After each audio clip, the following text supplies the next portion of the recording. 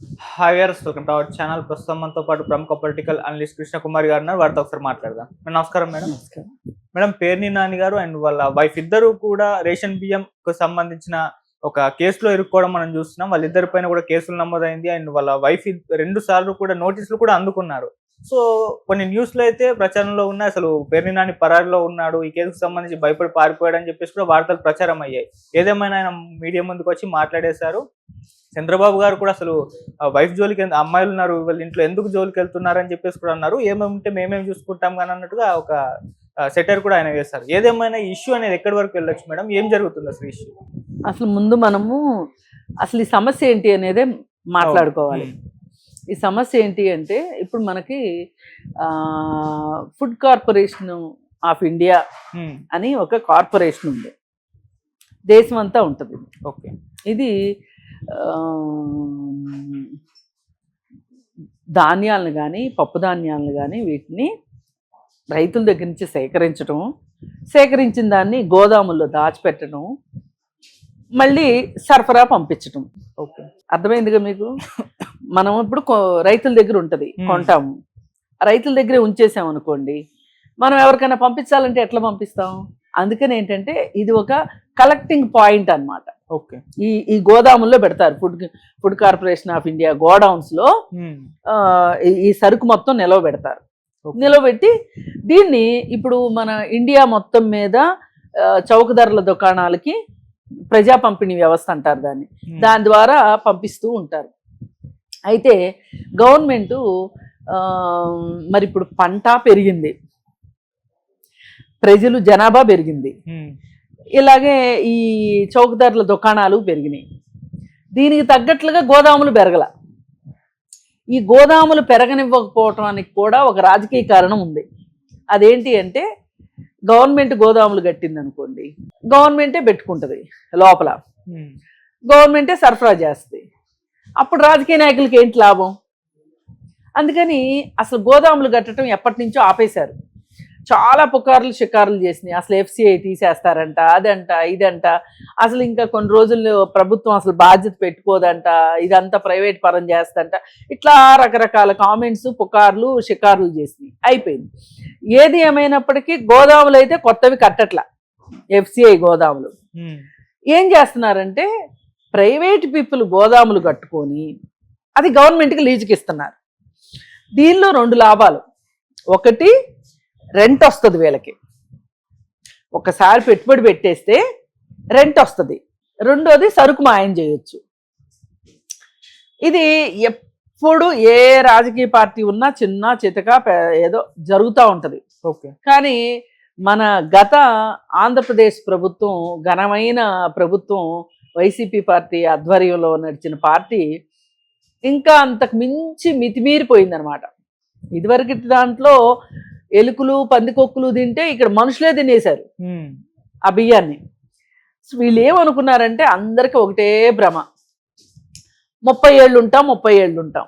ఈ భ్రమతో ఏం చేశారు అంటే ఆ బియ్యాన్ని, రైతుల నుంచి సేకరించిన బియ్యాన్ని పక్కదారి పట్టించేశారు. ఓకే. పక్కదారి పట్టించేసేసి ఆ బియ్యాన్ని ద్వారంపూడి చంద్రశేఖర్ రెడ్డి లాంటి వాళ్ళ చేత వేరే దేశాలకి పంపించారు. ఇక్కడ అందరూ వాళ్ళే చూడండి. పేరున్నానే ఆ పార్టీయే, ఆయన పేరేంటి, బొగ్గన రాజేంద్ర రెడ్డి ఆ పార్టీయే, ఈయన ద్వారంపూడి చంద్రశేఖర్ రెడ్డి అదే పార్టీ. ఇప్పుడు ఇంకా ఎంతమంది వస్తారో బయటకు వస్తారు. ఇప్పుడు అసలు గోడౌన్లు ఎన్ని, ఈ గోడౌన్లో గవర్నమెంట్ గోడౌన్లు ఎన్ని, ప్రైవేట్ గోడౌన్లు ఎన్ని, ఈ ప్రైవేట్ గోడౌన్లలో వైసీపీ పార్టీ వాళ్ళ ఎన్ని, లేదు అంటే ఒకవేళ తెలుగుదేశం వాళ్ళ అయితే వాళ్ళ గోడౌన్లు ఎన్ని, ఇప్పుడు లెక్క తీయాలి. లెక్క తీస్తే కానీ ఈ స్టోరీ అంతా బయటికి రాదు. ఇప్పుడు ద్వారంపూడి చంద్రశేఖర్ రెడ్డిని పట్టుకున్నారు, సీజ్ ద షిప్ అని పవన్ కళ్యాణ్ గారు పెద్ద వార్తల్లో వ్యక్తిగా నిలబడ్డాడు. వైసీపీ వాళ్ళు ఏమన్నారంటే ఆల్రెడీ సీజ్ అయిన షిప్ని సీజ్ ద షిప్ అని ఓవర్ యాక్షన్ కొట్టాడు, ఏమీ లేదు అని వాళ్ళు తేల్చి పారేశారు. సరే, ఏది ఏమైనా బియ్యము అక్రమ మార్గంలో విదేశాలకు తరలిపోతున్నాయి అనేది అయితే వాస్తవం కదా. షిప్పు సీజ్ అయిందా అవలేదా తర్వాత విషయం. ముందైతే పక్కదారి పట్టినయా లేదా, పేదలకు వెళ్లాల్సిన బియ్యము పేదలకు నోట్లో మట్టి కొట్టి ఆ బియ్యాన్ని మీరు దాన్ని పాలిష్ పట్టి అది చేసి ఇది చేసి వేరే దేశాలకి ఎగుమతి చేస్తున్నారు. దాదాపు 70 రూపాయలు వాళ్ళ చెయ్యి వీళ్ళ చెయ్యి వీళ్ళ చెయ్యి వాళ్ళ చెయ్యి కొన్ని ఖర్చులు పోను చేతులు మారుతూ వెళ్తున్నాయి. వీళ్ళు 71 రూపాయకి అమ్ముతున్నారు ఆ బియ్యాన్ని వేరే దేశాలకి. రైతులకు కట్టాల్సింది రైతులకు కడుతుంది, గవర్నమెంట్ కడుతుంది. వీళ్ళకి వస్తున్నది కిలో 10 రూపాయలకు వస్తున్నాయేమో. ఈ రేషన్ బియ్యం తీసుకున్న వాళ్ళు 10 రూపాయలకు అమ్ముకుంటున్నారు. లేదు అనుకుంటే ఈ గోడౌన్లో తీసుకునే వాటికి గోడౌన్ల వాళ్ళకి మరి కిలోకి ఎంతకి ఇస్తున్నారో వాళ్ళకి కూడా అదే 10 రూపాయల చొప్పున గోడౌన్ యజమానికి ఇచ్చి వాటిని తీసుకొని ఏది ఏమైనా అన్ని ఖర్చులు పోను కిలోకి ఒక 50 రూపాయలు అయితే వీళ్ళకి మిగులుతున్నాయి అనేది వాస్తవం. ఈ 50 రూపాయలు ఎవరెవరు తీసుకుంటున్నారు అనేది కూడా ఏ డిపార్ట్మెంట్ది పాపం ఎంత అనేది తేలాలి. ఏదో అంటారే తలా పాపం తెలా పిడికిడ్ అని చెప్పి ఇట్లా చేసేశారు.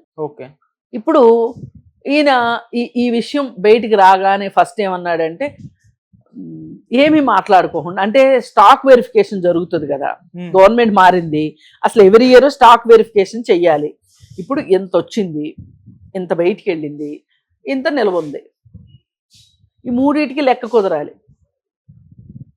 ఇప్పుడు ఎన్ని 100 బస్తాలు వచ్చినాయి గోడౌన్లోకి, 30 బస్తాలు నిల్వ ఉన్నాయి, 70 బస్తాలు బయటికి వెళ్ళిపోయినాయి. ఇప్పుడు 70 బస్తాలు బయటికి వెళ్ళిపోయినాయి అంటే అక్కడ 30 ఉండాలి. 30 ఉన్నాయి అంటే 70 బయటికి వెళ్ళిన దానికి అవుట్ వార్డ్ ఉండాలి, ఇన్వార్డు అవుట్ వార్డు ఉంటది కదా. దీని దగ్గర లెక్కలు తేడాలు వచ్చినాయి. పోనీ ఒకవేళ పందికొక్కులు తిన్నాయి అనుకోండి, ఆ పందికొక్కు తినేసిన సంచి అయినా కనిపించాలిగా, అక్కడ సంచి ఆనవాళ్ళైనా కనిపించాలిగా. సరే ఈయన ఏం చేశాడు అంటే ఇదేమి చిలికి చిలికి గాలివాన అయ్యేటట్లుంది, ప్రభుత్వం కూడా మంది కాదు కదా, ఏమవుతుందోనని చెప్పి ఇమ్మీడియట్గా డీడీ తీసేశాడు వాళ్ళకి. నా దగ్గర ఇంత స్టాక్ మాయమైంది అని. తీరా చూస్తే ఇంకా మనకి లెక్కలు డొక్కలతోటి అనవసరం. ఎన్ని వేల కిలోలు ఎన్ని వందల టన్నులు మాయమైంది అనే దానికంటే కూడా ముందు వాళ్ళు ఇంత మాయమైంది అన్నప్పుడు వెంటనే దానికి సంబంధించిన డీడీ ఇచ్చేయడానికి సిద్ధపడ్డారు. మళ్ళీ ఇంకా ఇంకా చేస్తుంటే మళ్ళీ ఇంకా స్టాకు మాయమైంది. ఇక కేసు పెట్టారు ఆయన పైన, ఆ గోడౌన్లు ఆయన భార్య పైన, ఆయన పైన, కొడుకు పైన, ముగ్గురు పైన ఉన్నట్లున్నాయి ఆ గోడౌన్స్. మరి ఇంటి దొంగల మహత్యమే, ఇందులో ఇంకేం మాట్లాడుకోవటానికి లేదు.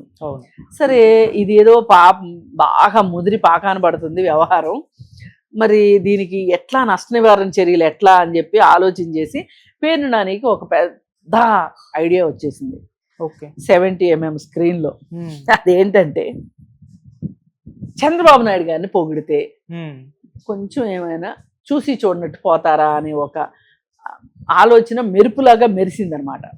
మెరిసేసరికి దాన్ని తక్షణం ఆయన అమల్లోకి పెట్టి, అసలు చంద్రబాబు నాయుడు గారు ఎంత మంచి ఆయన, ఏంటి ఇంట్లో ఉన్న ఆడవాళ్ళ మీద ఏంటి మీరు, మనం చూసుకున్నాము అంతేగాని ఆడవాళ్ళ మీదకి వెళ్ళటం ఏంటి, అదేంటి ఇదేంటి అని అన్నారు అని చెప్పి అన్నారు. ఎవరితో అన్నారు, ఎవరొచ్చి నీకు చెప్పారు, విన్నోళ్ళు చెప్పారా, విన్నోళ్ళు చెప్పారని ఇంకొకళ్ళు వచ్చి చెప్పారా, ఏదైనా ఉండాలిగా, ఒక లెక్క ఉండాలిగా. అసలు ఒక ముఖ్యమంత్రి గారు ఇలాంటి అపసవ్యమైన పనికి ఆయన జెండా ఊపుతారు అంటే ఇక ఆయన ప్రతిష్ట ఏం కావాలి. దట్టు సొంత పార్టీ వాళ్ళని ఏమన్నా కొంచెం కాపాడుకుంటారేమో కానీ వైసీపీ పార్టీని కాపాడాల్సిన అవసరం ఏంటి, ఈ ఆలోచన వస్తుందా లేదా. ఇక అందుకని చెప్పి తెలుగుదేశం పార్టీ వాళ్ళందరూ కూడా అలర్ట్ అయిపోయారు, ఇట్లా అయితే ఎట్లా, అసలు ఎవరెవరితో అన్నారు, మీరు బయటపడటం కోసం కాయించుకున్నారా, లేకపోతే నిజంగా ఆయన అన్నారా ఏంటి అని చెప్పి మాట్లాడటం మొదలైపోయింది. ఈయనేమనుకున్నాడంటే కొంచెం నేను తప్పించుకుందాము, ఆయనకి గుడ్ లుక్స్లో ఉందాము, గుడ్ బుక్స్లో ఉందాము అని అనుకున్నాడు. వాళ్ళ అబ్బాయి ఏమో రెడ్ బుక్ రాసుకుని కూర్చున్నాడు. ఈ రెడ్ బుక్ ముందు ఈ గుడ్ లుక్స్ ఎక్కడ పనిచేస్తాయి చెప్పండి, పని చేయవు కదా. ఇంక ఇట్లా నడుస్తుంది కదా. ఇప్పుడు వాళ్ళ ఆవిడ ఆయన కొడుకు పరారీలో ఉన్నారని అన్నారు కొంతసేపు. లేదు నేనేమో తక్కువ అనుకుంటున్నారా, నేనేమి పారిపోయే రకాన్ని కాదు, నేను ఇక్కడే ఉన్నానని ఆయన ఒక ప్రెస్ స్టేట్మెంట్ ఇవ్వటం. ఏది ఏమైనప్పటికీ ఇప్పుడు తేలాల్సింది ఏంటంటే పేర్ని నాని విషయం కంటే కూడా అసలు ఎన్ని గోడౌన్లు ప్రైవేట్ గోడౌన్లు రెంట్కు తీసుకున్నారు. ఈ ప్రైవేట్ గోడౌన్లు రెంట్కు తీసుకోవటం వల్ల ఇది జరిగింది. ఇప్పుడు మనము బ్యాంకులో లాకర్లో డబ్బులు పెడతామండి, అదే బంగారం పెడతాం. ఒకరోజు ఆ బ్యాంకు లాకర్లో ఏదో దోపిడీ జరిగింది, బ్యాంకులో దోపిడీ జరిగింది, లాకర్లు కూడా ఇదైపోయినాయి అంట అన్నారనుకోండి. మనం అక్కడికి వెళ్ళి ఆ లాకర్ గురించి ఆయన అడగాల, బ్యాంక్ మేనేజర్ సమాధానం చెప్పాలా అక్కర్లేదా? లేదనుకోండి, గోల్డ్ లోన్లు పెట్టుకుంటాం మనం. గోల్డ్ లోన్ పెట్టినప్పుడు మన దగ్గర ఒక చీటీ ఉంటుంది, ఆ చీటీలో నగలన్నీ ఉంటాయి. ఇప్పుడు ఈ మధ్య దీనిలో కూడా కొత్త రకం దొంగలు వచ్చారు. కస్టమర్ ఏమో మంచి నగలు తీసుకొచ్చిస్తాడు, వీళ్ళేమో పిచ్చి నగలు చేయించి అక్కడ పెట్టి తిరిగి ఇవ్వటము. లేదు, కస్టమర్లే చాలా అతి తెలివిగా పిచ్చి నగలు తీసుకొచ్చి లాకర్లో పెట్టటము. అంటే బంగారం కాని దానికి లోన్ తీసుకున్నట్టు లెక్క. ఓకే, ఇప్పుడు ఆ లోన్ డబ్బులు కట్టాల్సిన అవసరం ఏంటి ఆయనకి? ఎలాగ పిచ్చి నగలే కదా, పోతే పోతాయి. అవి ఎప్పుడైనా వేలానికి వచ్చినప్పుడు సంగతి అప్పుడు తెలుస్తుంది, ఈలోపు తెలియదు కదా. అందుకని ఈ విధంగా ఇలా రకరకాల మోసాలు ఉన్నాయి. ఈ మోసాలకు అడ్డుకట్ట వెయ్యాలి అంటే ఇప్పుడు ప్రభుత్వము నిగ్గు తేల్చాలి లెక్క. ఓకే, అసలు మనం రైతుల దగ్గర నుంచి ఎంత ప్రొక్యూర్ చేసాం, ఈ ప్రొక్యూర్ చేసిన దాన్ని ఎవరెవరు గోడౌన్లో పెట్టాం, ఈ గోడౌన్లో ప్రైవేట్ గోడౌన్లు ఎన్ని, ఈ లెక్క అంతా వస్తే గానీ దొంగలు ఇంకా చాలా మంది దొరుకుతారు. ఏదైనా ప్రైవేటైజేషన్ అనే మోజుంది చూసారా మనుషులకి, అది ఎంత దూరం తీసుకెళ్తుందో చూడండి. అవును, అందుకని అసలు వీళ్ళకి ఏ బ్యాంకులోనో తీసుకొని గవర్నమెంటు వీళ్ళే గోడౌన్లు నిర్మించి వీళ్ళ కట్టే అద్దె ఇన్స్టాల్మెంట్గా కట్టారనుకోండి, గవర్నమెంట్ స్థలాలు బోల్డ్ ఉన్నాయి కదా,